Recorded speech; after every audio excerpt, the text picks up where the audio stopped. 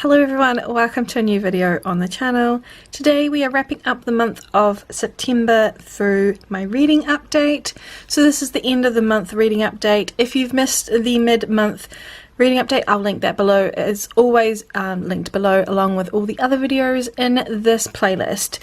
So I am going to get straight into it because I actually read 15 books over September, which is crazy to me. You'll get to learn more about that if you watch the upcoming video after this one about the actual wrap up in my reading journal. But for today we're just going to talk about the books I read, and carrying on from where I left off, we're going to talk about this one first. It is The X-Talk by 𝓬𝓱𝓮𝓻. I gave this 4.5 stars. This is a contemporary romance novel and it is set in Seattle, which is typically where this author sets her books.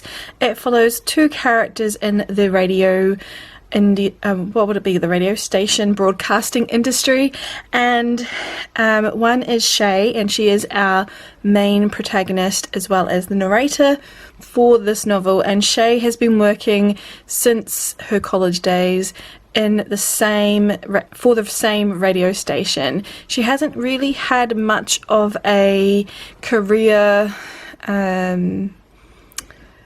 growth. While she is a producer for a radio talk show, she's remained in that same position for the last, I think, 8 years. It's very stagnant. She believes that while she loves the radio, that she doesn't have the voice to be on air, and she has conflicting issues around that. And then you have the main male protagonist, and he is new to the radio station as a journalist, and the two of them do not get along. Dominic and Shay are forever battling with each other, and unfortunately for them, the radio station is having some cutbacks and they need to come up with some ideas, otherwise they will end up having to probably shut the radio station down. And Shay in that meeting comes up with an idea about, instead of like a romance building on air, or like two people that they'd like to get together, what about two exes that come together and talk about life, love, relationships in the company of one another? And the idea is fantastic, but where are they going to get the exes from? And the radio station, like the head of it, decides that it should be Shay and Dominic, even though they've never dated each other. I really found this quite enjoyable. It was shaping up to be one of my favourites by this author, and I really enjoyed the relationship between Dominic and Shay. Shay is actually older than Dominic, I think by 5 years, and I think this was written exceptionally well. They also come from different ethnicities, which I felt was well balanced, in a sense of it wasn't about their identities as such, but like you got a glimpse of that at times and how it shaped them and their experiences.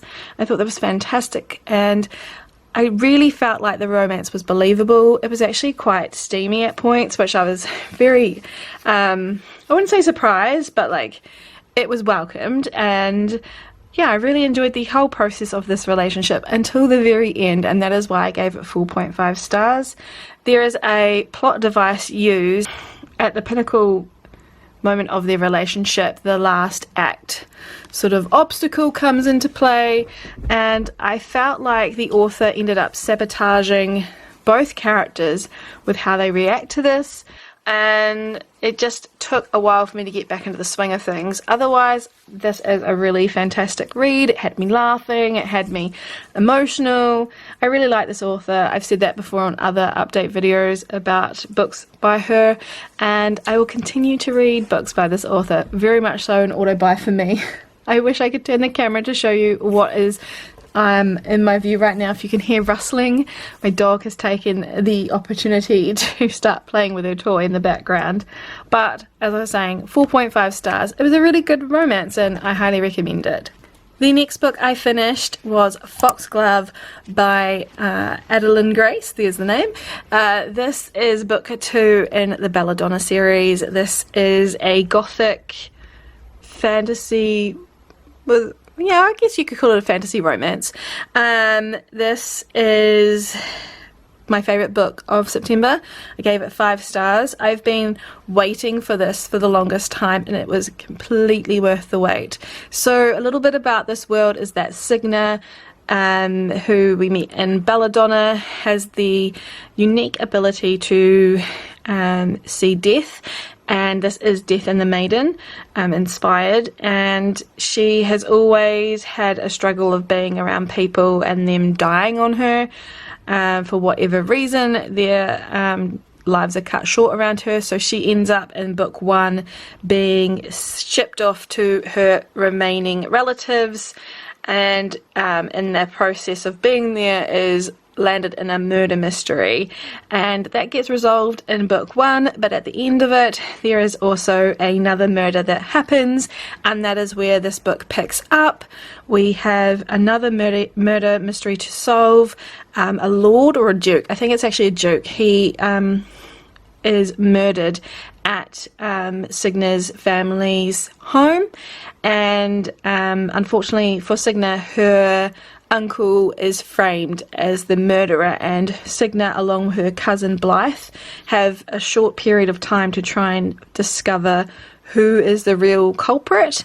Alongside that, we also have a new character that has been introduced into this world called Fate, and I absolutely love him. If you love Jax from Once Upon a Broken Heart and Caraval, you're going to love Fate. I absolutely adore him. His morally grey reasons, his hyperfixation on finding his lost love and going to the end of the world almost to get back to her, and his just everything he does is so well curated, and I absolutely adore him. And I adored the fact that we got 2 point of views in this. We have 𝓤𝓻, and we get to see her evolve into who she is and start to doubt more about herself and her abilities that we learned about in 𝓬𝓲𝓷.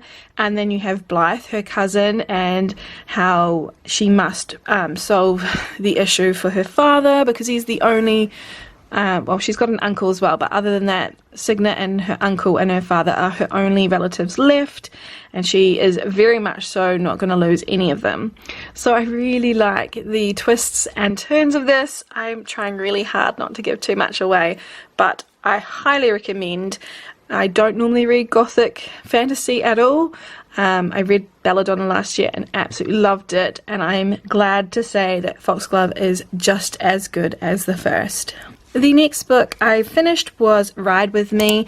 I have moments each month where I go through Libby just on a whim to pick books to fill my shelf there, and if I am busy doing stuff like artwork, I have an audiobook on the go, and this was one of them. So like I said, this is Ride With Me by Lucy Keating.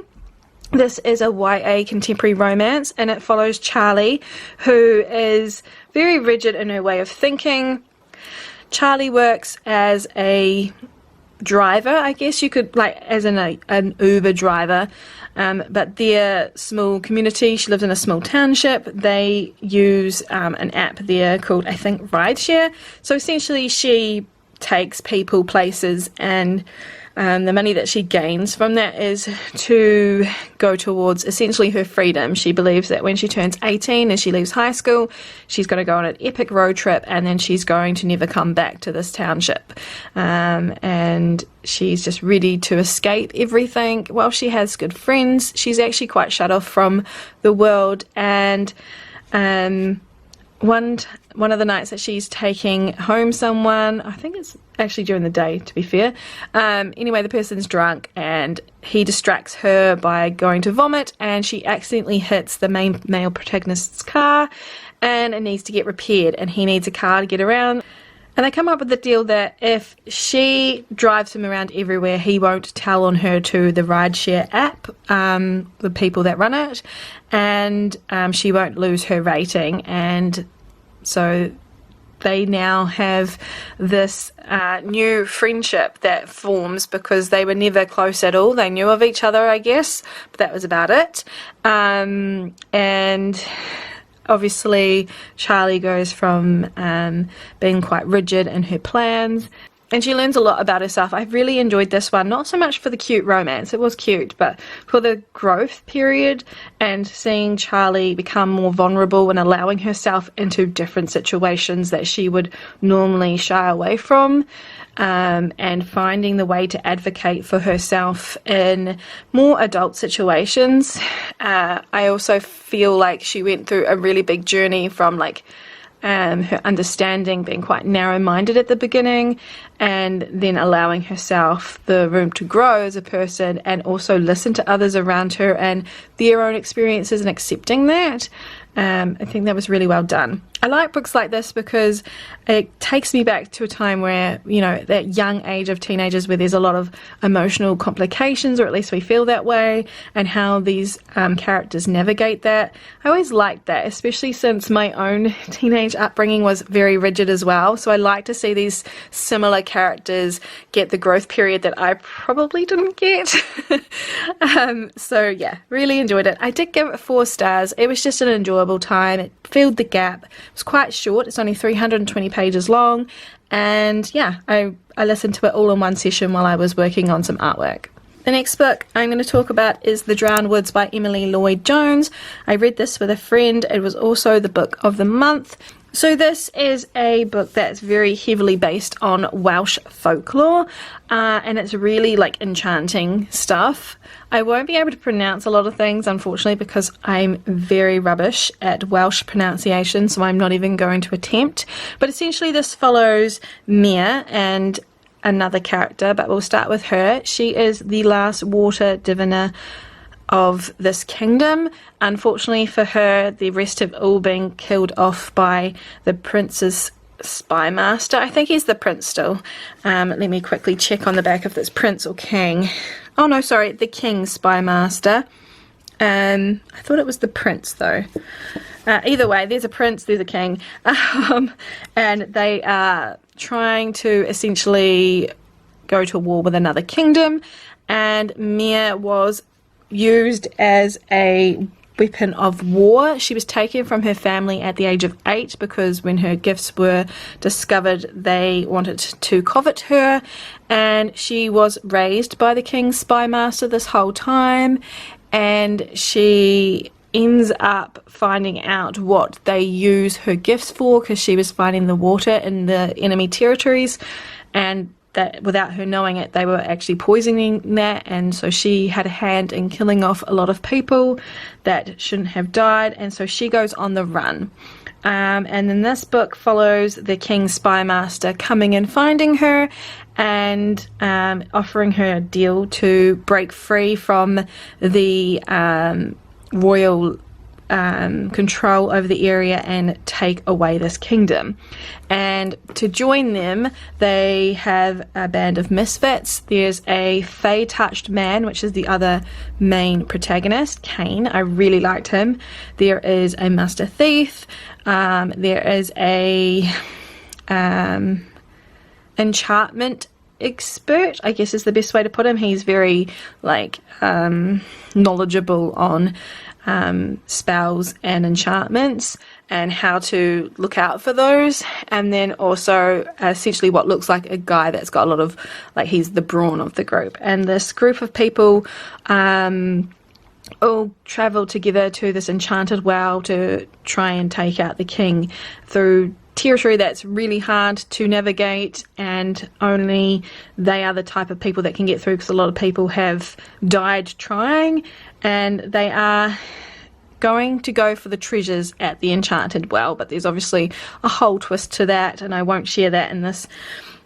I really have mixed feelings about this because I gave it 3.5 stars, which really upsets me to say, because I do think that the Welsh folklore aspect of it is really well done, and I also loved the last quarter of this book, complete 5 stars. The ending of this book is just so delightful and bittersweet, and I just really loved that last portion. But oh my word, did it take a long time for me to enjoy this book, to get invested in it. I found it so hard to get invested in this one. Like I said, I was reading it with a friend and she was listening to it, so perhaps if I had listened to the audiobook I might have had a different experience. She gave it 4 stars, so it's not too much of a difference between us, but yeah, I didn't really enjoy the first, gosh, at least 40%. I do very much so like the stories between the main characters and what they've gone through. Like Thane's story is really, really interesting, and he's faced a lot in his short years, and I really liked him. And I did like the innocence of Mia and Thane finding themselves in each other and finding comfort in a world where they feel like they have to be alone because of who they are. Very well done, and I will read another book by this author, but yeah, unfortunately wasn't for me at the beginning. I almost DNF'd it a couple of times, but I persevered, and I'm so glad I did because the twists and turns are fantastic. It's just a shame that it took me a while to get interested in them. The next book I'm going to talk about is The Brightest Night by Jennifer L. Armentrout. This is book 3 in the Origin series. This is a sci-fi paranormal urban fantasy, and I was really disappointed by this. I gave it 3 stars, and this is a book that I've held off on reading for the longest time.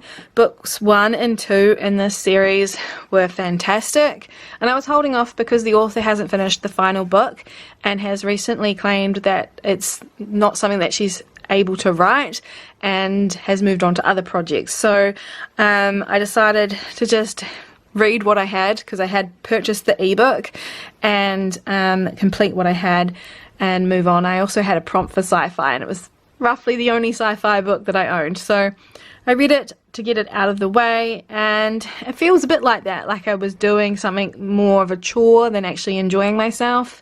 So this world follows Evie, and she has lost her memories of who she really was. Her real name isn't Evie, and over the past 4 years she's thought that she's had this lifestyle of just being a normal teenager with a normal mother, and actually she has had alien serum put into her bloodstream and changed her DNA into essentially making her what they call a Trojan.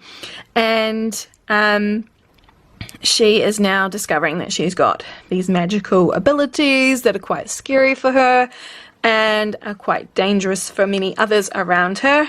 And the main male protagonist is Luke. He was from the previous series before this one that's also sci-fi called Lux, and he's now older in it, and she means the world to him. He would literally destroy the world for her, and that is pretty much what this 3rd book is about now that they're an established couple.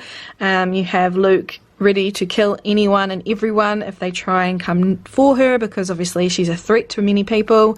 And then you have Evie realizing that she loves Luke, and then she gets to know about more abilities about herself and struggles through them, and then she's back to I love Luke and we can get through this. It's very repetitive, very tedious, and very tiring. I would say the first 60% of this book is really challenging to read. I did DNF, but then I got the audiobook out from the library and persevered through, and I spent a lot of my time, I'm not going to lie, full transparency, rolling my eyes. It just got a bit much. I don't know where the world has gone from where it was in book 2, because I was really enjoying the pace there, and I do acknowledge that I am a fast-paced fantasy lover, so this dragging out the way it did wasn't suitable for me. But the last quarter, like I said with the last book, the last quarter was fantastic. Would have given it 5 stars. And this author has a habit of doing that to me, where things feel like really dry and tiring, and then suddenly you get hit with this like fantastic moment, and it's so good, and you're like, why is the rest of the book not like this? Yeah, it just wasn't for me. I'm going to finish the world if she eventually brings out book 4, but I'm not like frothing at the mouth anymore, which is a shame because I really did like Luke. He's one of my favourite characters by this author. So yeah, 3 stars. Next up is Hunting Prince Dracula by Kerri Maniscalco. This is book 2 in Stalking Jack the Ripper.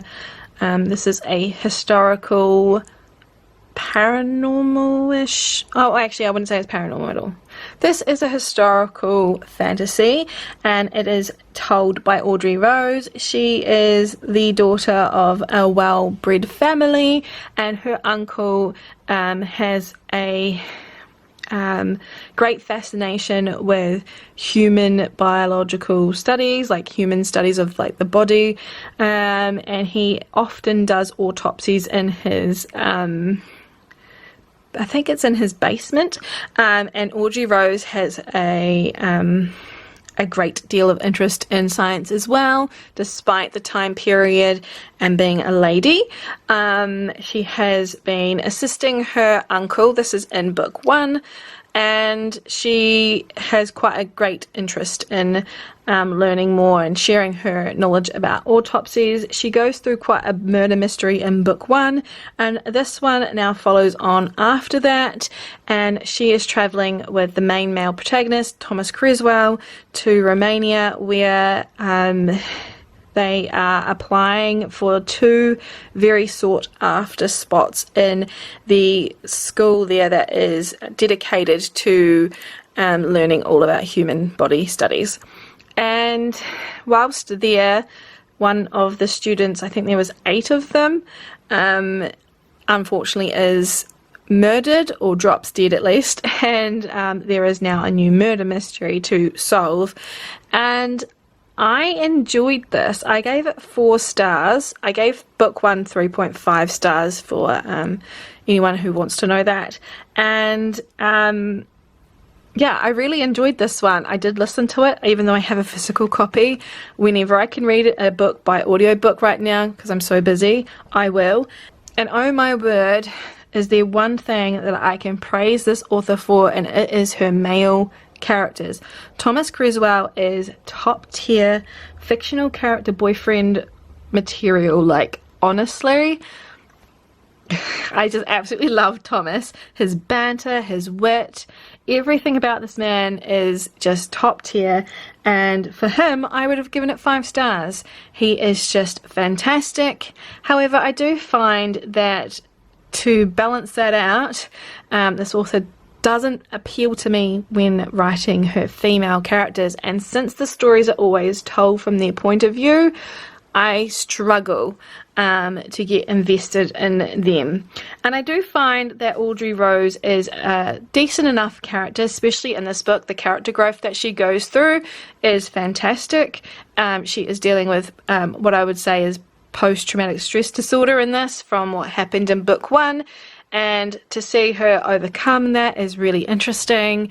However, I do find that I struggled with her and her mannerisms at times, and how reckless she can be with throwing herself into the wave of danger, and also just how tedious it can be to be stuck in her head. So that is why I ended up giving it 4 stars, not 5. I really did enjoy this one. I like the murder mystery element to it, and whilst it did take some time for it to find its flow into that, especially in the middle portion of the book, it felt like it dragged. Once it got into the fast-paced nature, there it is again, my love for pacing, sorry, it was fantastic. So yeah, definitely enjoyed this one. I'm going to pick up book 3 on audiobook as soon as I have time, because I think this is the perfect time of year to be reading this. So if you haven't picked up this series and you are looking for murder mysteries with really well-written men, or at least in one of them, well-written male character, I would highly suggest this, but do be aware that it is technically labelled a YA, and I wouldn't say it is. I think it's a little bit darker than YA, but yeah, it's not like a steamy romantic thing, but I still do like the romance subplot in this one. 2 books to go, and the next one to talk about is Little Red Shadow. This is by S.C. Grayson. This is book 2 in the Talented series, and I read this as an e-arc. I have read book 1 earlier in the year, and I gave it 4 stars. This is set in a world of historical London, where the gangs and everything are being utilised in a world where there's also magic. So In the case of Little Red Shadow, we have a main character called Scarlet, and this is a Little Red Riding Hood retelling in the loosest form. And essentially, Scarlet was a lady of high society, and unfortunately for her, her parents were both killed in the talented trials. So before the talented were starting to be accepted in public for their magic, it was illegal, and if you were found to have such a skill, you were generally put on trial and executed. And when her parents were killed, Scarlet took her dowry and ran to the slums. And to keep herself safe, she aligned herself with a gang and has been doing their dirty work for, I think it was 4 years. I can't actually remember how long it's been. And in this, she is aware that her best friend from high society that she's still kept in contact with is under a hit, and steps in to pretend to be her, and that is how she meets the main male protagonist, who is also from high society, but his family has run themselves into debt and now owe a gang, a different one. Their way of freedom is to kill Georgette, her best friend. And obviously Scarlet stops that, and between her and Benedict, which is the main male character, they come up with a plan to save Georgette as well as try and break them free from the clutch hold of this gang, which is like one of the higher gangs.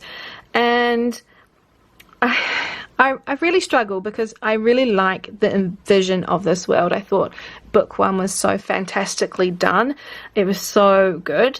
And this one just fell flat in a few areas for me. One, it's much darker than the first book, so the gang stuff was a bit overwhelming for me. It wasn't really my cup of tea. And I did feel like I prefer the slow burn of the relationship that came in book one rather than the faster nature of Scarlet and Benedict liking each other.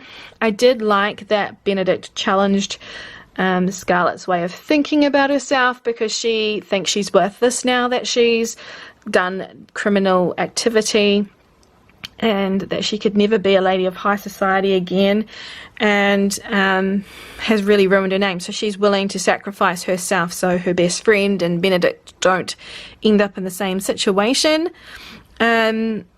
So I did like that, and I do think that Benedict is a lovely flirt and such a rake of a man, and then obviously he falls for Scarlet and you get to see changes to his character too.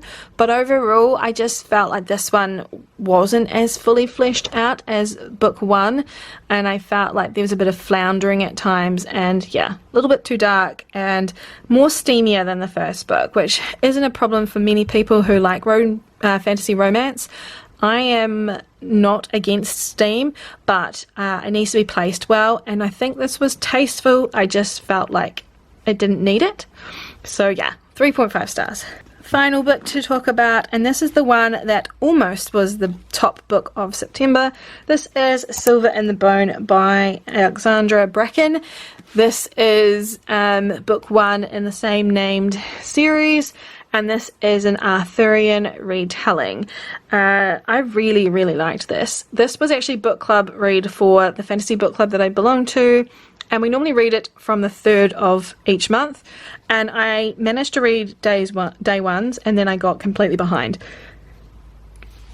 That first week was just not for me, and so I didn't keep up with everyone. And I had a lot of my friends in that club going, you need to read it, you need to read it. And so I ended up getting the audiobook from Audible and listened to it. And I'm so glad I did. I absolutely loved this book. So this follows Tamsin, and she is essentially deemed to have no magical abilities in this land where some humans can have, is it the one vision? Or something along the lines where you can see magic and you can utilize it in some form. And so she's always felt like the world is against her because she's in it, because her guardian and also her brother have abilities, but she does not. However, she's very intelligent and well-read, and so she is able to help people with that aspect, as well as she's just really quite brave, even though she's often quite human-like and acknowledges that she's quite fearful as well. And anyway, Tamsin, in the hopes of finding this ring called the Ring of Dispel that will get rid of the curse on her brother, ends up traveling to the Isles of Avalon, and there she is met by a land that is full of curse, and her friends and her brother and her absolute rival are there to try and figure out how to get the Ring of Dispel, how to help the land with the curse, and how to get back to where they need to be in modern day after that. I found this really interesting because mostly for Tamsin's character development, Tamsin is fantastic. I would liken her to Jude from the Folk of the Air series, where she is entirely human and yet is one of the bravest people in the world and will throw herself into reckless situations but also pay the consequences of those. And I found it really interesting to watch Tamsin, who was only like really hyperfixated on helping her brother. She didn't care about anyone else around her. She'd suffered from hoping and feeling for other people and knowing that they would never return it for her. So she's just like so fixated on like her brother, helping him, and then getting out of there, and then obviously finding herself in a situation where not only her rival becomes her ally, but then maybe something more, and then also all about magic and this whole different world and understanding more about herself as well. I think the plot twists in this are fantastic, and I do absolutely love the main male protagonist, who is her rival, Emrys. He is just fantastic, and the banter between them is just top tier. Yeah, really enjoy this. It is YA, and I think she is 17 in the book, but I felt like this was just a book that many people of all ages could read. It's not too heavy on like Arthurian stuff that it feels dense, but it's also not lacking information. You feel like you're really immersed in this enchanting world, and I would highly recommend this to anyone who reads fantasy. I cannot wait for book 2, which is out next year, and I'm just like really eager for it to be out now. Unfortunately, Foxglove was slightly better than this because it's more my style of fantasy, but totally recommend this. I haven't heard enough recommendation for this book. It was almost like not even on our radar. I saw it at the bookstore, but like would have just walked right past it because the cover just doesn't normally speak to me. Well, it's just very typically fantasy looking, let's be real. And I'm just so glad that this was a book club read. Absolutely loved it. Highly recommend. As per usual, I can never get all the books in a shot. I've actually got one off to the side because there's just not enough room here. But thank you so much for spending some time with me today. I actually did film this the other day in another location, which I'm going to use in October. But the audio and everything, it was just a hot mess. I filmed it too late in the night, so it was rambly and not as coherent as I'd like it to be. So I've refilmed it now. I hope that you've enjoyed spending some time with me learning about the books that I read. Like I said in the beginning, I'll be back with another video very soon with my bullet journal instead. We'll be wrapping up everything for September in there, and that should be out in the next few days. I hope that you're all doing well, and until we next meet, I hope you have fun reading. Bye everyone.